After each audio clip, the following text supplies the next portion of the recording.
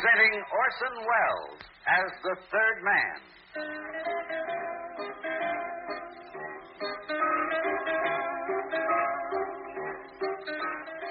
The Lives of Harry Lime.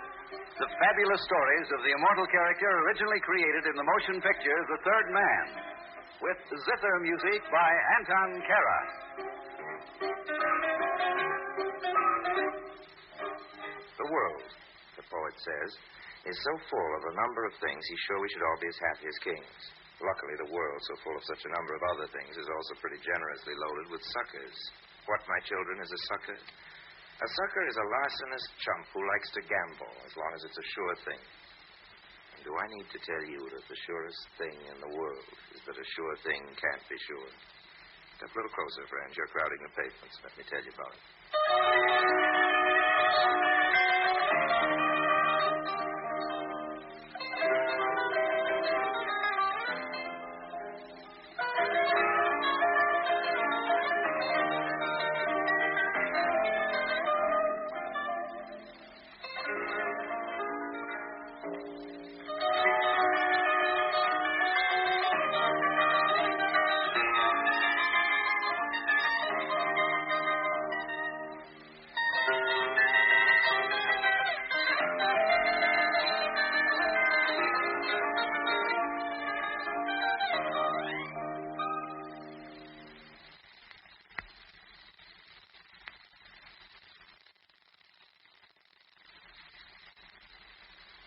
And now Orson Welles as Harry Lime, the third man in It's a Knockout.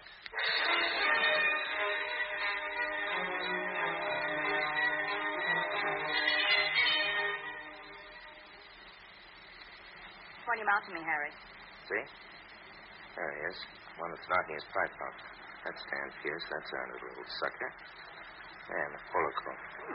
Not bad looking, is he? Keep your mind on your business now, Jenny. He's worth at least $30,000 to me if you do as I tell you. Don't worry, Harry. I'll have him in Havana with his $30,000 on a plate inside of 48 hours. Oh, okay. I'll be waiting for him. Well, try and get a seat near him on the plane. And don't forget, when you meet me in Havana, I'm not Harry Lime. I'm J. Harrington Lime, the Wall Street tycoon.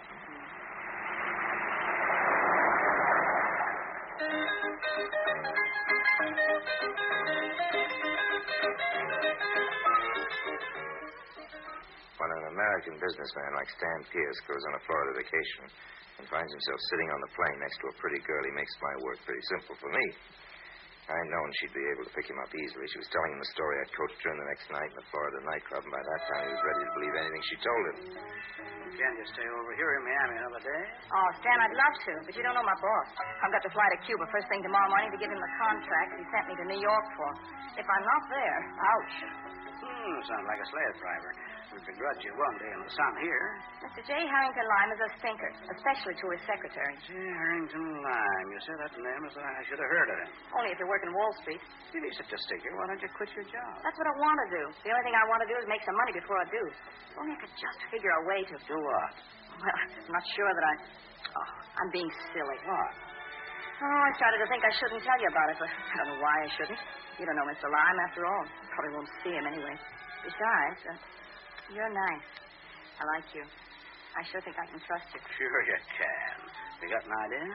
Well, you see, Mr. Lime's a great sportsman. Loves to gamble. On the fights, the races, almost anything. Matter of fact, me too. Well, anyway, so Mr. Lime's got this big palace of a place in Cuba near Havana. You know, mink line, swimming pool, tennis courts, the works. And right on his estate, he's found that one of the workmen, a Cuban, is a wonderful boxer.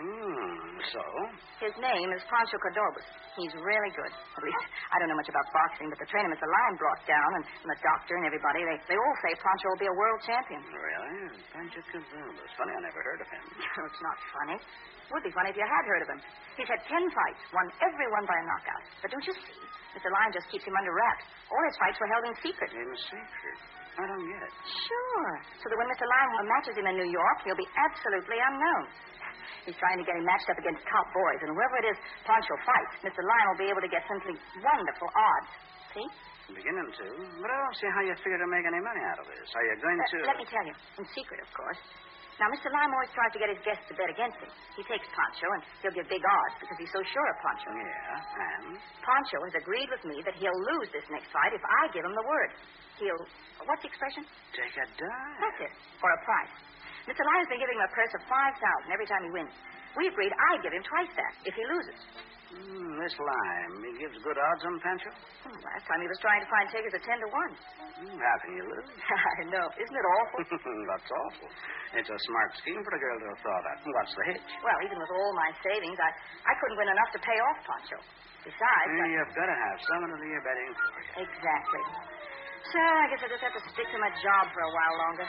What would you say if I offered to put up some of the capital for you? No, Stan. Have you got that kind of money? On a sure thing like this? I sure have. Oh, Stan. Look, I'll give you all my savings right now. Wait a minute. $1,000. If you can only help me out. Well, all right. You know, this will be a good thing for us both. Oh, sure it will. Let's both have a drink on it, shall we? To celebrate our partnership. Oh, Stan, you're wonderful. And you're sure you'll be able to raise some cash to bet? On this kind of a proposition, I'll have $30,000 cash at least. Oh, Stan, how wonderful.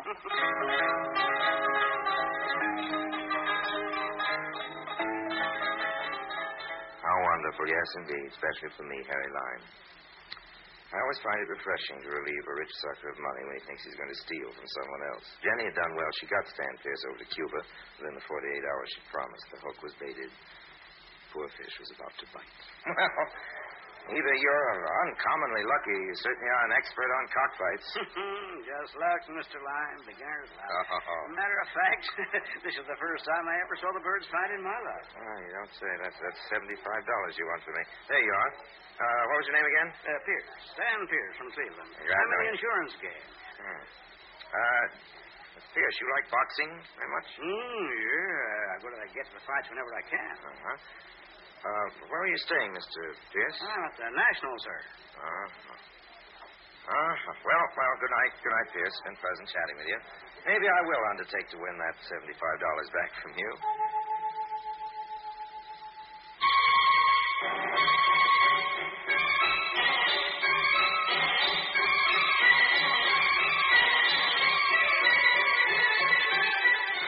It's important to handle a chump with artistic appreciation.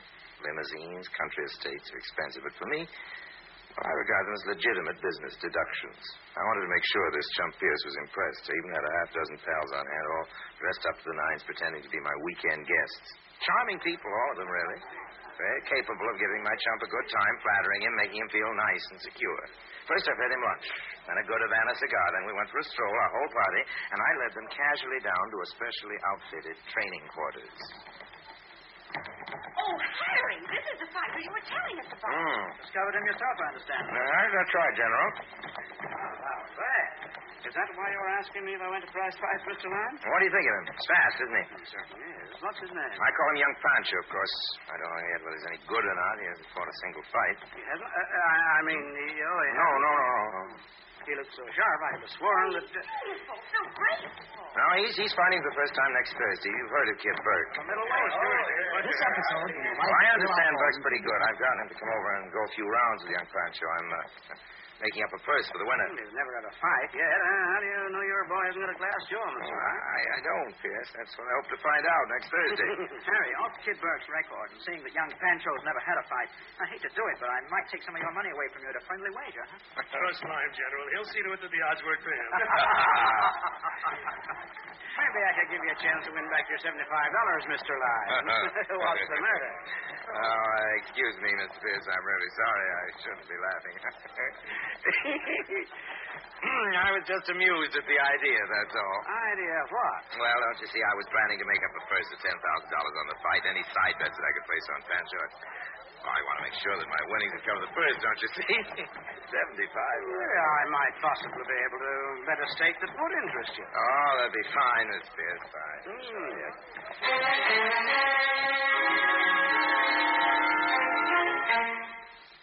Nothing better calculated to make a chump impatient. Nothing better calculated to make a fish leap for the hook than to twitch the bait away as though he maybe isn't going to get a chance to grab it. I was hoping Pierce's neck was hot under his collar as I walked away after giving him that little brush. Wanted to give him a chance to talk to Jenny without anybody else around. Sure enough, I could see him moving over to his side.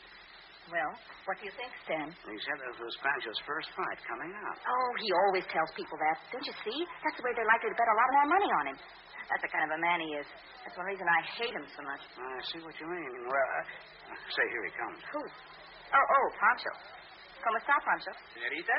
Have a good workout? Gracias, it was fine. I feel best I ever feel. Now, don't forget, Pancho. Third round. That's our agreement. Senorita, what are you saying? Oh, don't worry about Stan. He's my partner in the deal. This is safe? Oh, sure. Safe as a bank. Stan, shake hands with Pancho. This is Senor Pierce, Pancho. Oh, no, but, senorita, if too many people find out... Now, don't worry, Pancho. Yes, I said it was all right. Third round now. That's our bargain. Easy, third round. Hey, Pancho, get in the showers. Okay. Buenas tardes, senor. Senorita, bye. See you later. Oh, Stan? I'll go in it with you, Jenny. Looks good to me. Oh, wonderful. That lime, he got me a little sore. I'm going to show him I'll take him for plenty. What do you mean? I'll have to convert some bonds and maybe borrow a few bucks, but I think I can work it so that I can put my hands on $45,000. Oh, Stan. Yeah, at good odds, say 10 to 1, we'll clear. Oh, if it's so much I can't even think of it. Oh, Stan, I just want to kiss you. Okay with me, honey. Can you get those bonds or whatever they are converted in time for the fight? That's for next Thursday? I do think so. I should be able to get a draft on my bank from one of the banks here in Havana. And my thousands. You still have it. Safe? Don't you worry about chicken feet like that, honey. But next Thursday, you'll be on the easiest street in the biggest house in the block.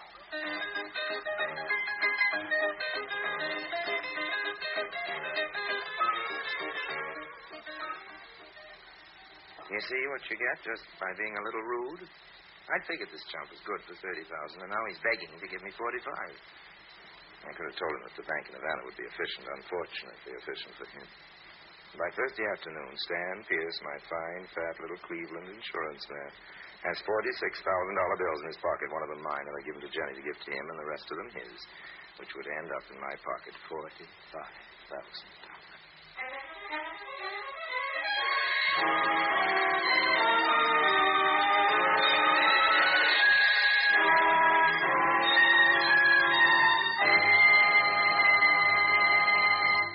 Orson Welles returns in just a moment as the third man.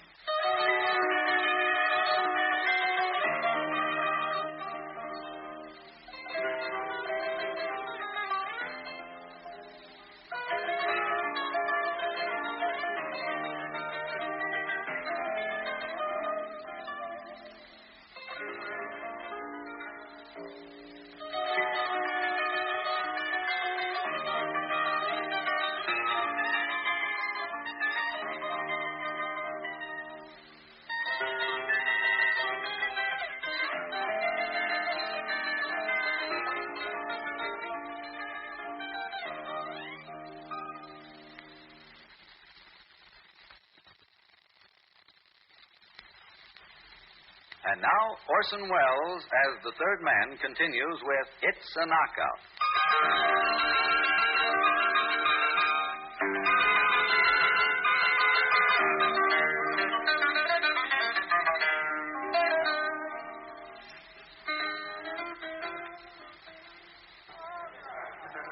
So it's dinner time. Dinner time, and over the brandy, I'm ready to start accepting bets. Well, General, 5 to 1 then. I'll tell you what, I'll make it 15 to 2. Hey, what's the matter? Can't I get any action from you gentlemen? Well, Harry, those are nice odds. Suppose I bet $25,000. I'm taking... Swell. Just give you 25 to Jenny here, and here's my end. Wait, I don't want to carry this money all around. Here, take this little satchel. You can stuff it in there. Well, Judd? I don't know, Henry. I'm not sure I trust you. Fire thunder, man. I'll give you 10 to 1. I'll take those odds, Mr. Lime. What's that? Oh, Pierce. Well, fine, sir, fine. I'll take you $75, too, if I can't get any larger action from these gentlemen. My wager on Burke is $46,000, Mr. Lime. Oh, fine. You've got cash, of course. Give it to Jenny here. And, Jenny, here's my end. Mr. Lime, I hate to be carrying all this money Getting around. heavy, is it, Jenny? All right, then, Pierce. Suppose you be appointed custodian of the stakes. Well, Come on, old man. I'm sure everyone here trusts you. Well, can I get any more action? If not, there's just one more thing I want to say before we all go to the ring. Ladies and gentlemen, friends, You all understand that, of course, this fight is private, not being conducted under any boxing commission rules. For that reason, it's a little irregular. As a matter of fact, our Cuban police friends would quite possibly feel that it's illegal. You understand, General, that's why I couldn't take your check. Well, friends, I presume I can trust you not to mention that the entertainment was held out here tonight. That's to protect the licenses of the fighters and the managers involved. I have your assurance. Then let's all go. Fight's about to start. Pierce, got those stakes all right? Let's go.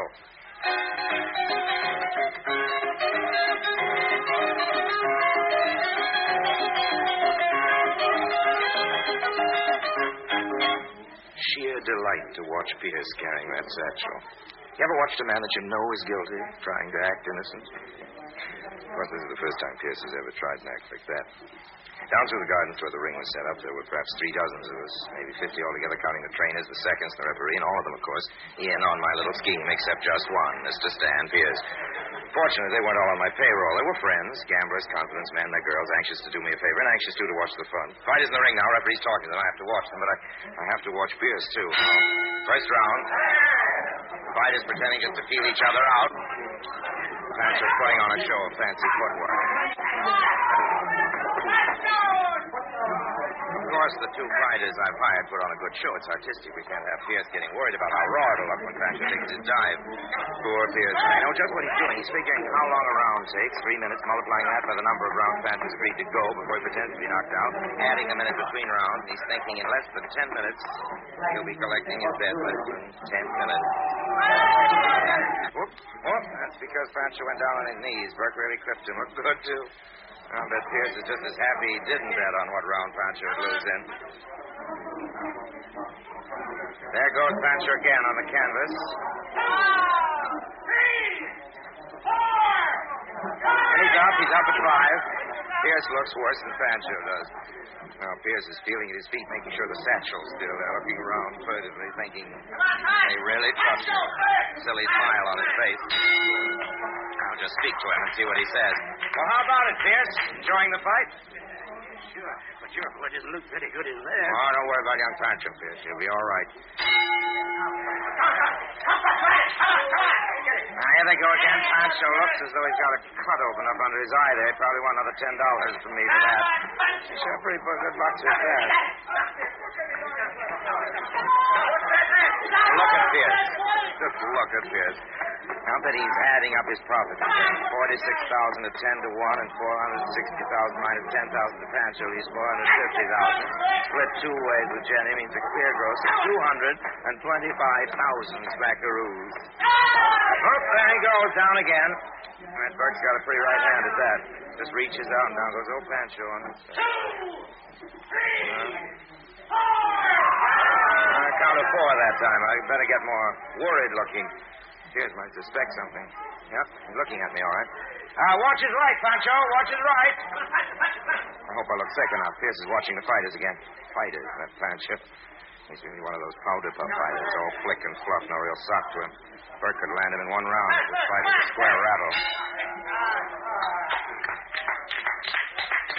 Pierce is breathing harder than either of the fighters. Uh-oh, he's looking over at me. Maybe I'd better.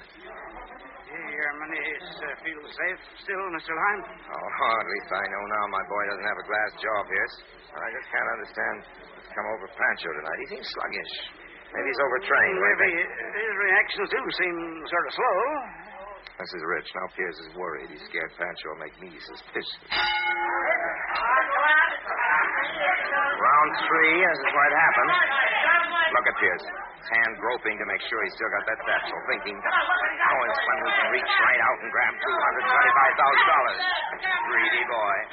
I'm far more restrained. All I want is your $45,000. Gotta pay more attention to the fight. Pancho's left in Burke's face, takes a right across, Nancy's back, Nancy down. Sure looks like Pancho's guard is wide open. Pierce will like that. Another right from Burke, catches Pancho on the side of the head. He looks dazed. Now's the moment for Burke to step in. He's measuring Pancho. Here it comes. A terrific right, and it misses.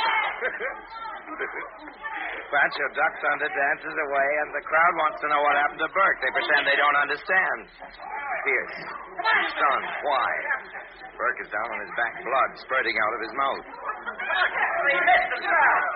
Well, Where's that phony doctor? He should be in the ring pretending to examine Bert.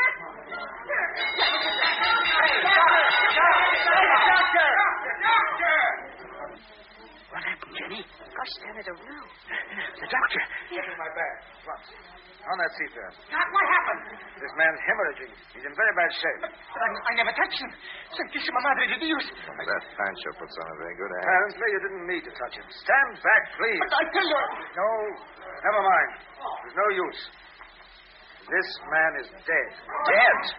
Dead, but how? Apparently, Mr. Lyme, when he missed that terrific swing, he burst a blood vessel. Completely chance. Couldn't have been predicted. But are you sure? Lyme, your guess. Oh, yes, of course. Ladies and gentlemen, I must ask you all, please, to leave at once. Please say nothing about what's happened here tonight. I'm very much afraid we're all accessories to homicide. If this ever gets out. Now, good night, ladies and gentlemen. Please leave Sam. quietly, if possible. Yeah. Quick, the money. There. But what are you going to do? What do you think? Take it. But we lost. We lost the bet. I don't care. You'll never be able to report it. You'll be too busy trying to hush this thing up. But listen. A plane leaves for Miami from Havana at midnight. Grab it. I'll meet you at the hotel in Palm Beach tomorrow. But, Jenny, we're liable to be arrested in a homicide rap. Do you think I know that? Go on, beat it. I'll meet you in Palm Beach. Hurry. But I've got no money left. Here, quick. Before they say I've got the satchel. Here's $100. Goodbye, Sam. And Sam, listen. Yeah, well, what? Hurry.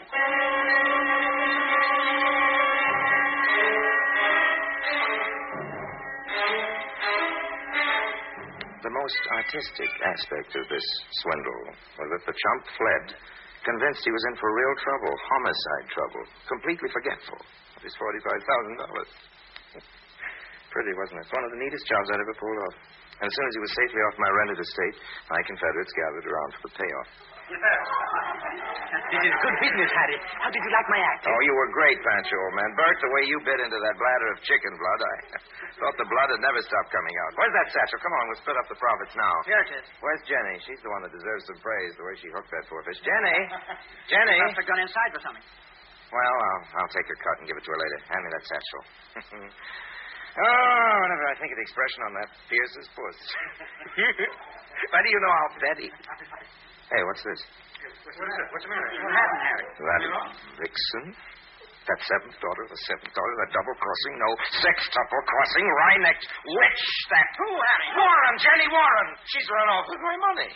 What? Not your money, not your money. Mine, I've got enough to pay you off, every penny. It's the bet she's absconded with, one of the shrewdest schemes I'd ever hatched, and she has to throw the queer in it. Listen to her note. She says, and I'm leaving $5 for your end, Harry. That'll be enough to pay for a long-distance phone call to tell me what you think of me. I'll be in New York tonight. But after that, who knows where I'll be. Love, Jenny.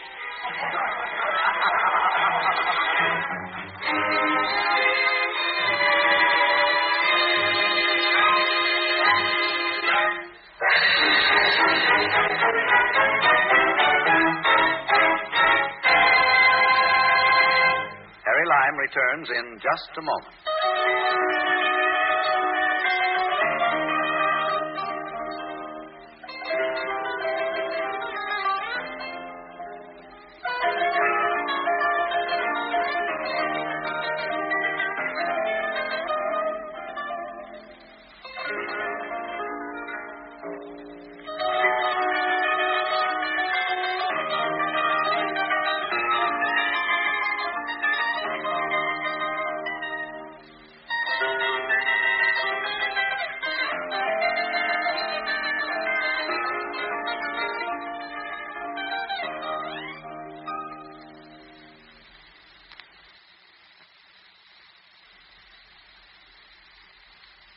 And now, Harry Lime.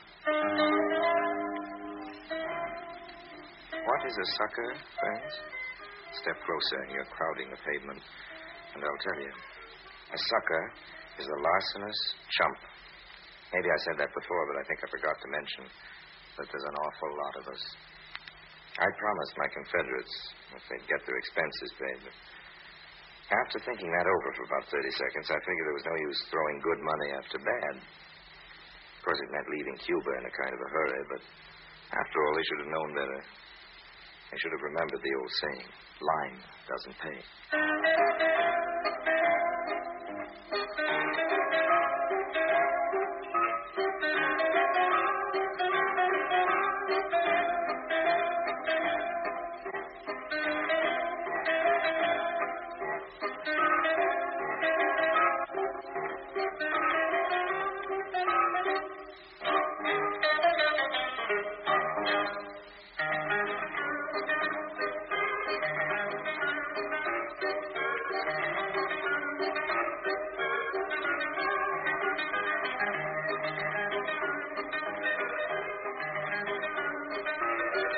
Bye.